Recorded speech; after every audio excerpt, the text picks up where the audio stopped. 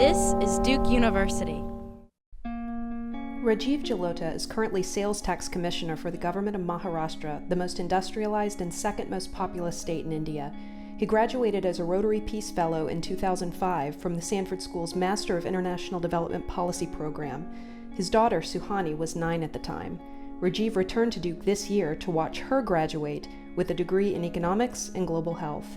Her memories of her father's time here, she says, are the main reason she chose Duke. I think the biggest things that I just remember were the Sanford School, because I spent a lot of time here, and the basketball games. So I remember the blue and the white, and I remember when I was writing my Why Duke essay, that was the first thing that I spoke about, that the spirit at Duke is what I remember, and that's what I'm coming here for. The overall experience of this program at Duke was very, very revealing to me. I was a practitioner to the core, but going into the basics of public policy making, that really opened up my eyes to evidence-based decision making. As soon as I got back to India, I designed an overall new rehabilitation policy for land acquisition that became a model for many other states to follow.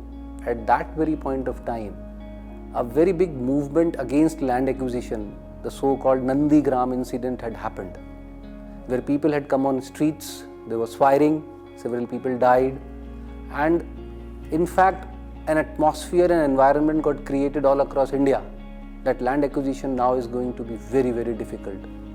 But in fact, what we did in Maharashtra, we involved the people, and everything was done with people's consent.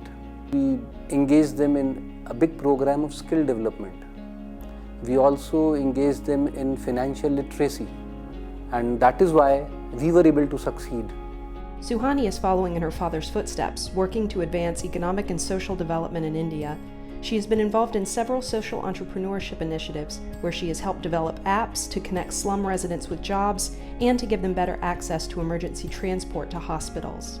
The project that is closest to her heart is the Meena Mahila Foundation, which she founded in 2015 to give women in Mumbai's slums employment making and selling women's hygiene products.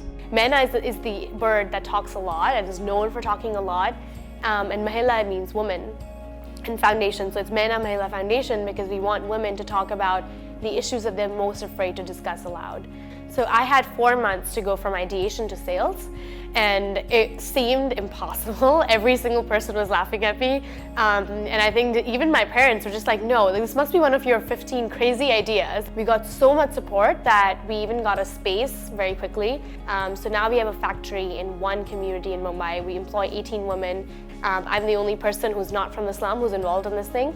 And so the other women actually own the company as well. Watching her progress at Duke over the last few years itself has been greatly satisfying. She has kept her cool, and one thing she went after is trying to explore newer opportunities at Duke beyond her classrooms. People always ask me, why did you get interested in development? And I always talk about how it's been Dad that I've always observed, and that cool that he's talking about is something he has. In the face of the hardest challenges, he will have a smile on his face. And in development, if you don't have that, it's very difficult to progress. To be able to create change, you have to have the motivation and the drive to do it. And that drive, for that drive, you need to have a strong motivator like that.